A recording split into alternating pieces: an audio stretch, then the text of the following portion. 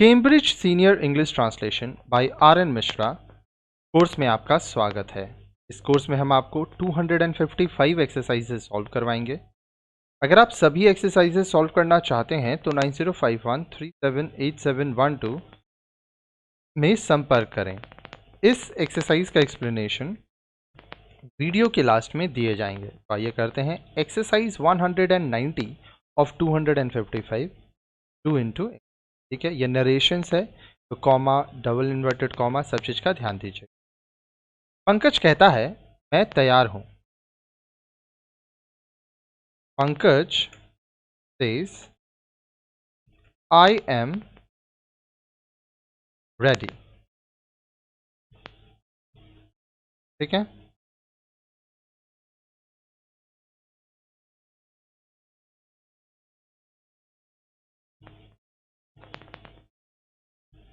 Okay. विकास मुझसे कहता है मैं तुम्हारा मित्र हूं। विकास says to me I am your friend। मैंने राजीव से कहा सच्चे और ईमानदार बनो। I said to Rajiv be truthful and honest। Ranjana ने अनामिका से कहा मैं यह काम कर सकती हूँ। Ranjana said to Anamika I can do this work। Next, Satyendra ने गणेश से कहा शोर मत मचाओ। Satyendra said to Ganesh do not make a noise। ठीक है, आगे देखिए। संध्या ने सुषमा से कहा तुम क्या कर रही हो। संध्या said to Sushma what are you doing। आकाश ने निर्मल से पूछा तुम कहाँ जा रहे हो। आकाश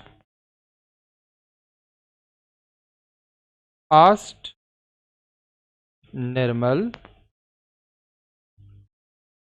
where are you going। मैंने नीरजा से कहा तुम कैसी हो। I said to नीरजा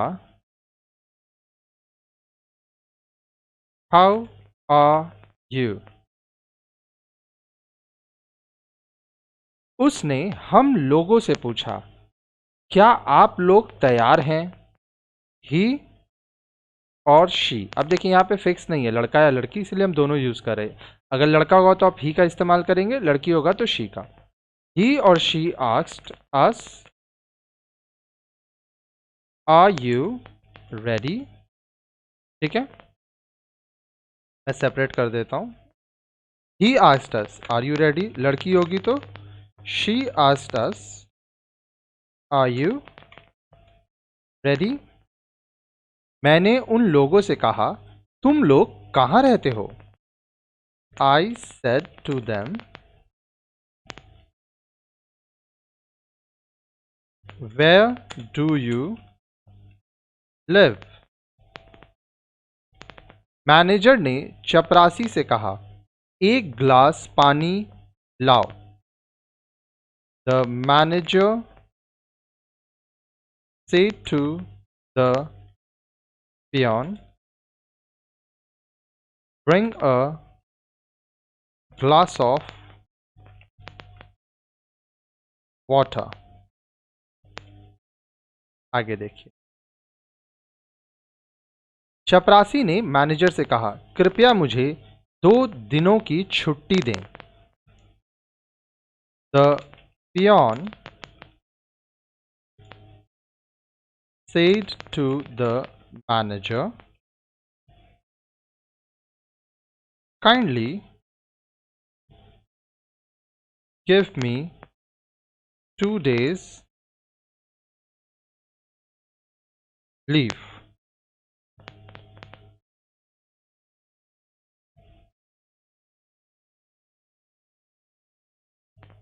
वह मुझसे कहेगा, मुझे आपकी सहायता की आवश्यकता नहीं है.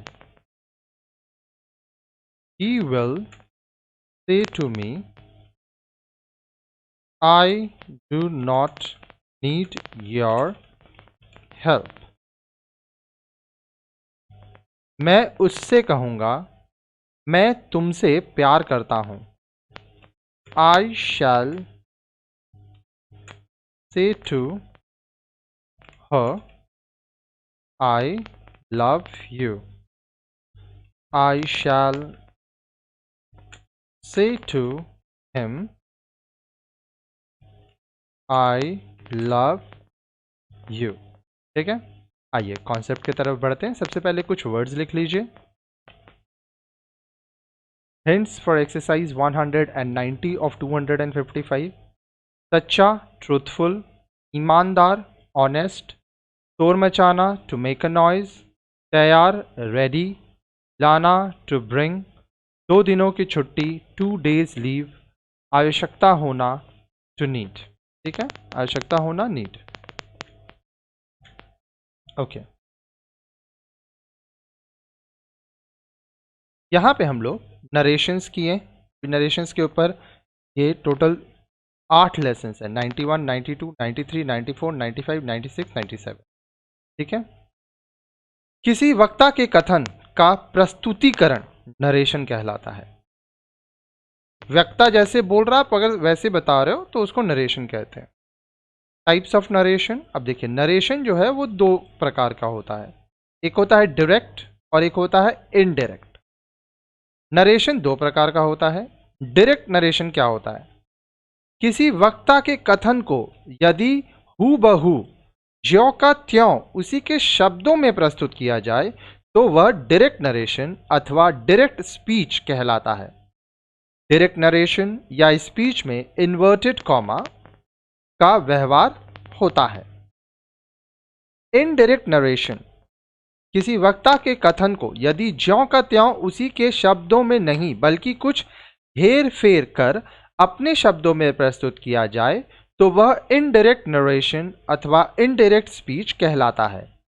इनडायरेक्ट नरेशन या इनडायरेक्ट स्पीच में इन्वर्टेड कॉमा का व्यवहार नहीं होता है. ठीक है, बहुत सारे एग्जांपल्स देखेंगे, सारा कॉन्सेप्ट आपका क्लियर कर देंगे. ठीक है, एग्जांपल्स, उदाहरण. अब देखिए, पहले हम लोग जो देखेंगे वो होगा डायरेक्ट स्पीच, फिर इनडायरेक्ट स्पीच. तो ध्यान से देखिए. रवि ने कहा, मैं प्रसन्न हूं.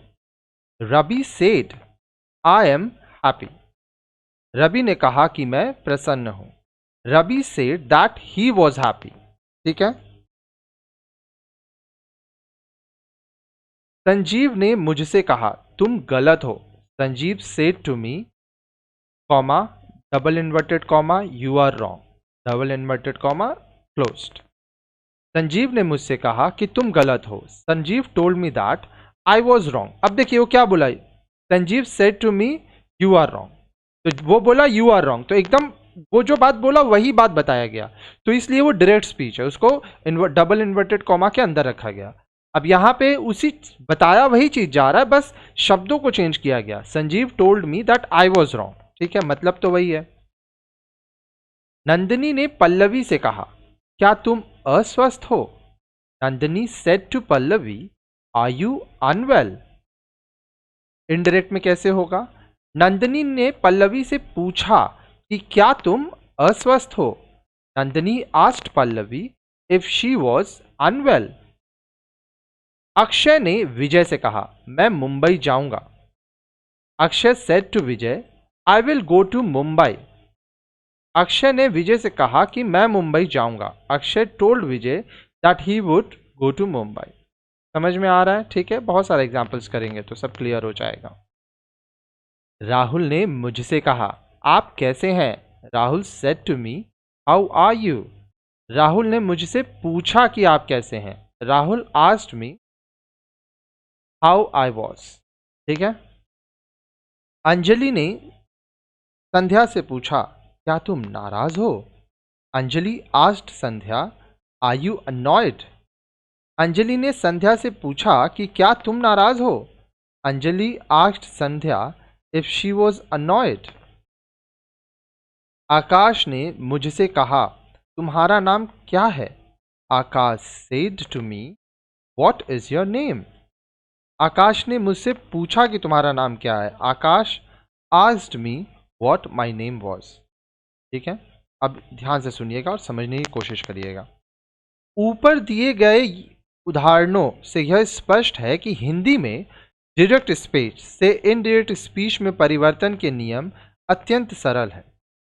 इनडायरेक्ट स्पीच में केवल इन्वर्टेड कॉमा को हटाकर की का व्यवहार किया जाता है तथा शेष संरचना में कोई परिवर्तन नहीं होता, परंतु अंग्रेजी भाषा में की बात बिल्कुल अलग है। डायरेक्ट स्पीच से इनडायरेक्ट स्पीच में परिवर्तन के बाद वाक्य में बहुत अंतर आ जाता है। अतः इनडायरेक्ट स्पीच का अनुवाद करते समय संबंधित नियमों को ध्यान में रखना आवश्यक है।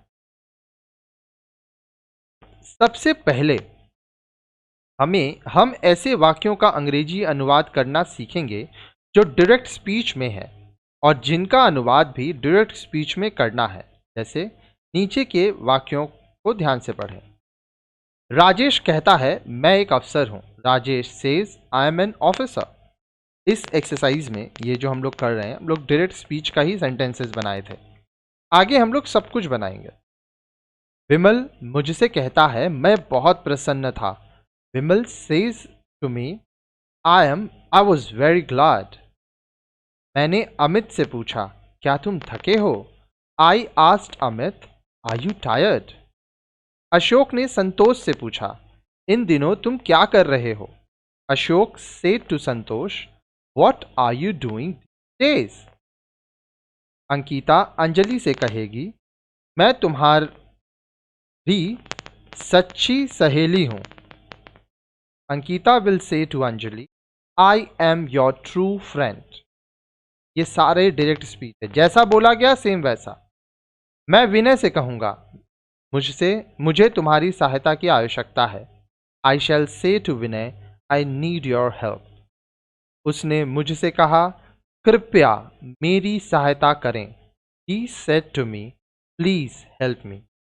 Said to me, she said to me, please help me. ठीक है।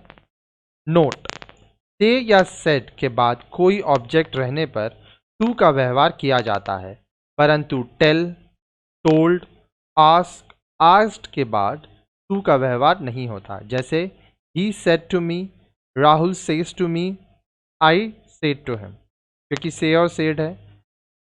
परंतु he told me, Rahul tells me, I asked him. He told to me नहीं होगा, राहुल टेल्स टू मी नहीं होगा, आई आस्क्ड टू हिम नहीं होगा। ठीक है, ये सब चीज़ों को ध्यान रखिए। अभी आस्ते आस्ते हम लोग और भी बहुत सारे कॉन्सेप्ट करेंगे। आस्ते आस्ते और भी आगे के लेसन्स में इनडायरेक्ट स्पीचेस में सेंटेंसेस बनाएंगे तो सारा कॉन्सेप्ट आपका एक एक करके क्लियर होता जाएगा। ठीक है।